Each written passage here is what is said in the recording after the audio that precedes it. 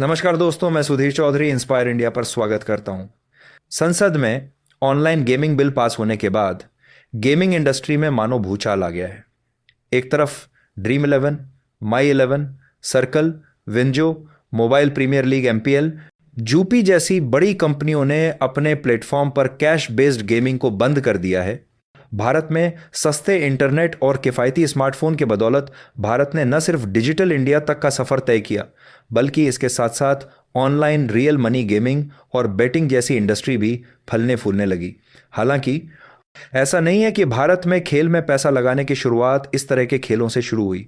लंबे समय से भारत में खेलों में पैसा लगाया जाता है। इसे रोकने के लिए ही जुआ खेलना को कानून के दायरे में रखा गया। डिजिटल होती दुनिया में इसे नया खेल जुआ खेलना को कानून नाम रियल मनी गेमिंग मिला। रियल मनी गेमिंग पर रोक लगाने के लिए सरकार ने ऑनलाइन गेमिंग बिल को हाल में सदन में पेश किया। यह बिल लोकसभा और राज्यसभा दोनों से पास हो चुका है। राष्ट्रपति के हस्ताक्षर के बाद यह कानून बन गया। दोस्तों, रोचक जानकारी एक और है। भारत सरकार को प्रत्येक साल 2000 करोड़ का सालाना टैक्स के रूप में इन सारे ऑनलाइन गेमिंग ऐप से मिलता था। भारत सरकार को इतने मुनाफे के बाद इसे क्यों बंद करना पड़ा? रियलमी मनी पर आधारित ऑनलाइन गेम के चलते कई गंभीर सामाजिक, आर्थिक और मनोवैज्ञानिक से जुड़े मामले सामने आए थे। इसके साथ ही कुछ मामलों में तो आत्महत्या, चोरी, कर्ज के बोझ और अवैध सोर्स से लोगों के पैसा जुटाने जैसी घटनाएं भी सामने आई थी। केंद्रीय मंत्री अश्विनी वैष्णव ने बताया कि ऑनलाइन मनी गेमिंग के जाल में फंसकर कई लोग अपनी जिंदगी भर की जमा पूंजी से हाथ धो बैठते हैं। सरकार इस तरह के जोखिम को कम करने के लिए ये बिल लाई है। उनका यह भी कहना था कि इसमें ई स्पोर्ट्स और सोशल गेमिंग को बढ़ावा देने के भी प्रावधान किए गए हैं। सरकार ने बताया कि ऐसे कई प्लेटफॉर्म मनी लॉन्ड्रिंग, आतंकवाद को फंडिंग और आतंकवादी संगठनों द्वारा संदेश भेजने के लिए भी यूज में लाए जा रहे हैं। तो दोस्तों, जानते हैं भारत में ऑनलाइन गेमिंग का शुरुआत कहां से हुआ। 2008 में ड्रीम 11 की शुरुआत हुई, जिसने 2012 से रियल मनी फैंटेसी क्रिकेट पेश किया।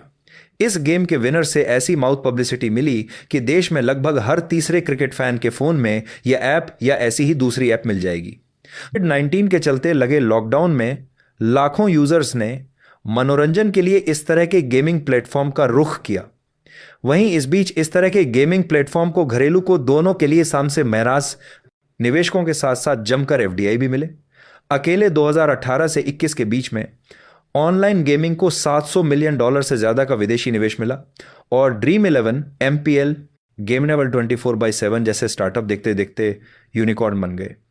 इंडिया गेमिंग रिपोर्ट 2025 के अनुसार भारत में दुनिया के गेमिंग यूजर्स का लगभग 20% हिस्सा है और ग्लोबल गेमिंग ऐप डाउनलोड का 15% से ज्यादा भारत से है। भारत के ऑनलाइन गेमिंग को मिले बूम के चलते 2023 तक भारत में इसका मार्केट साइज $3.7 अरब का हो चुका था। इसके साथ ही 2029 तक इसके $9.1 अरब तक पहुंचने का अनुमान था। इन गेम्स को बूम मिलने का सबसे बड़ा कारण था कि इनका करीब 86% रेवेन्यू रियल मनी फॉर्मेट से आता है। भारत में ऑनलाइन रियल मनी गेमिंग की शुरुआत किफ़ायती इंटरनेट और स्मार्टफोन के साथ ही शुरू हुआ। इंटरनेट और मोबाइल फ़ोन ने इसका आधार बनाया और लोगों के बीच में तेज़ी से पॉपुलर किया। साल 2006 से 2010 के बीच में भारतीय मोबाइल यूजर्स के बीच Ace23 और रमी सर्किल जैसे शुरुआती प्लेटफॉर्म्स ने ऑनलाइन रम्मी गेम्स को बढ़ावा दिया।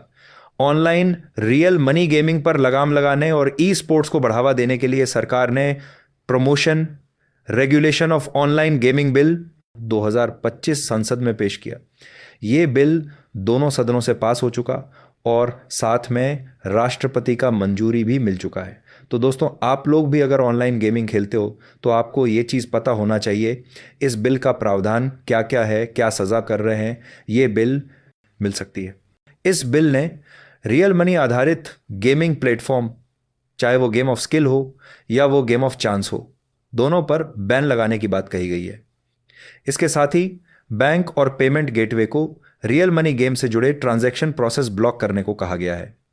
इसके साथ ही रियल मनी आधारित गेम के विज्ञापनों पर भी बैन रहेगा। इस बिल में फ्री टू प्ले और सब्सक्रिप्शन गेम को छूट मिलेगी।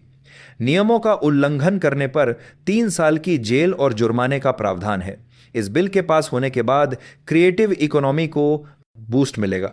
साथ ही युवाओं का रुझान इसकी वजह से ई स्पोर्ट्स या स्किल बेस्ड डिजिटल गेम की तरफ होगा। ये ई स्पोर्ट्स सेक्टर को बढ़ावा देने का काम करेगा। रियल मनी गेम बैन होने से सुरक्षित डिजिटल वातावरण रहेगा। एपिसोड में इतना ही। अपना खूब ध्यान रखिएगा। जय हिंद, जय भारत।